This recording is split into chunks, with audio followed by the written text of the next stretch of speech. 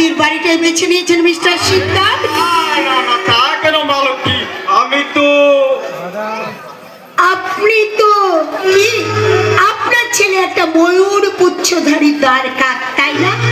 তাই সেই দ্বার কাককে সোনার শেকলে বেঁধে পোষার কোনো ইচ্ছে আমাদের নেই। আপনি এখন আসতে পারেন, আমাদের সময়ের দাম আছে। না, আমার সময়টাও কিন্তু খুব একটা দামি নয় মালতী। তাই সেই দামি সময়ের কিছুটা নষ্ট করে আমি তোমায় জানিয়ে যাই, জীবনে চলার পথ বড় সূক্ষ্ম রুক্ষ বন্ধু। সেই দুর্গম পথে চলতে গিয়ে জয়গুরু যেদিন সোপাটে হচট খাবে,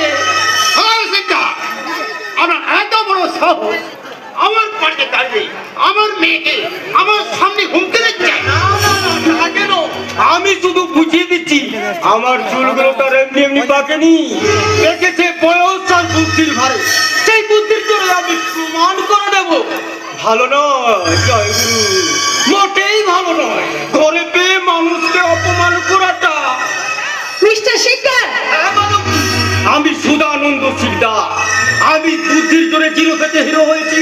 সেই বুদ্ধির জোরে তোমাকে তো আমার ঘরের লক্ষ্মী আমি বানাবোই বানাবো। এক্ষুনি বেরিয়ে যান, দারোয়ান ডেকে আপনাকে ঘাট ধাক্কা দিয়ে বের করে দেবো। তা আমার মালকী আমার জন্য আবার কষ্ট করে দারোয়ান রাখবে, তা হতে পারে না। তাই আমি চলেই যাচ্ছি জয়। কিন্তু যাবার সময় একটা কথা মালকী, আমার প্রতিজ্ঞা জয়গুরু, আমি কিন্তু মিথ্যা হতে দেব না।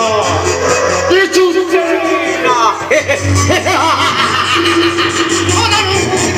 ছি ছি ছি, ভাবতেও লজ্জা লেগেছে, এরা মানুষ। এমনি ডুবে জানোয়ার, এই সময় সংসার ছেড়ে গেছে, একটু সাবধানে পা ফেলতে না পারলে। তুমি কোনো চিন্তা করো না বাপি, আমি তোমার রক্তে গলা সর্বাণী রায়। হাজার প্রতিকূল অবস্থাতেও আমি ঠিক সঠিক পথে পা ফেলবই ফেলবো। পারবেন না, কারণ দিনের পর দিন এভাবে গোডাউন থেকে মাল চুরি হতে থাকলে। গোডাউন থেকে মাছ চুরি? অসম্ভব, হতে পারে না। তাহলে সূর্য নিশ্চয়ই আমাকে ফোন করে জানাতো। হয়তো লজ্জায় জানাতে পারেনি, কারণ স্টোর কিপার হিসাবে চুরির দায়টা তো সূর্য বাবুরই। এই চুরির জন্য সূর্যই দায়ী। আরে এতে আর প্রমাণের কি প্রয়োজন কাকা বাবু? এত বড় একটা চুরির ঘটনা নিয়ে যে মালিক পক্ষের সঙ্গে লুকোচুরি খেলে, সে একটা পাক্কা চোর, সে বিষয়ে কোনো সন্দেহ নেই, তাই না ম্যানেজার বাবু? অফকোর্স। কি ভাবেন আপনি নিজেকে?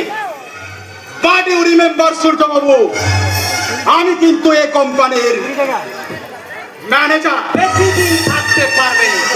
তাছাড়া আমি জানি লোক থাকলে বিড়াল যেমন বাঘ হয় না, তাই আপনাকে আমি খবরটা কিনি।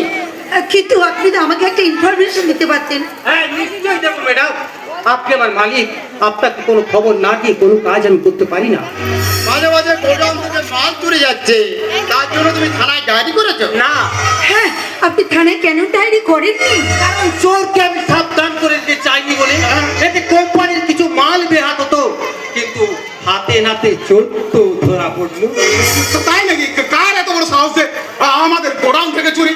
সে যেই হোক, চুরির উপযুক্ত সাজা তাকে পেতেই হবে। হ্যাঁ মামুনি, যাও এই চুরির উপযুক্ত প্রতিবিধান করো। নিশ্চয় করবো বাপি। কি ব্যাপার ম্যানেজার বাবু, এত বড় ঘটনা ঘটলে আপনি এখন এখানে দাঁড়িয়ে কি করছেন? যান, নিজের কাজে যান।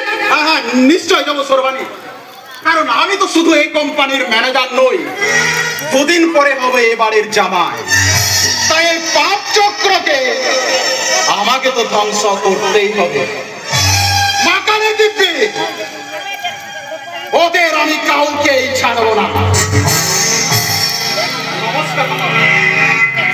আমার বলো তো সূর্য, কে সেই বিশ্বাসঘাতক? সেটা আপনি ড্রাইভারের মুখ থেকে নিজের কানে শুনবেন স্যার। ড্রাইভার? কিন্তু আপনার এই উপকারী ঋণ আমরা কি করে শোধ করবো সূর্য বাবু? ঋণ শোধ করতে যদি চান ম্যাডাম, তাহলে আপনার কোম্পানিতে আমার ভাই চন্দ্রকান্তের জন্য যে কোনো একটা চাকরি দিন। না না, সে আমার মতো মূর্খ নয়, সে অনেক অনেক লেখাপড়া জানে। ঠিক আছে ঠিক আছে, নিশ্চয়ই সে জানতে কিন্তু পারবে। ম্যাডাম একটা কথা, কি কথা? আপনি যে আমার কোথায় চন্দ্রকান্তকে চাকরি দিচ্ছেন, হ্যাঁ। সেই কথা যে সে কোনোদিন না জানতে পারে। কেন? ম্যাডাম, ওরা শিক্ষিত ছেলে, হয়তো এই কথা শুনলে ওদের আত্মসম্মানে লাগতে পারে।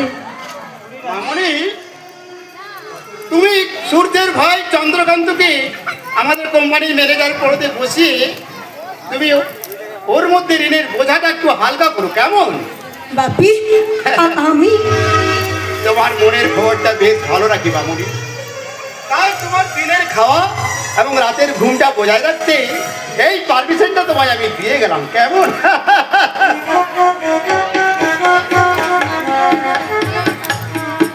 আপনার ভাই নিশ্চয়ই চাকরি পাবে, কিন্তু তার আগে যে একটা শর্ত আছে। কি শর্ত ম্যাডাম বলুন? এবার থেকে আমাকে আর ম্যাডাম নয়, সর্বাণী। আর আপনি নয়, তুমি। না না সর্বাণী, হ্যাঁ হ্যাঁ সূর্য, এই সর্বাণী যে পিপাসিত চিত্তে তোমার বাহু বন্ধনে ধরা দেবার জন্য অপেক্ষা করছি। নাও সূর্য, আমাকে আমাকে তোমার কাছে টেনে নাও।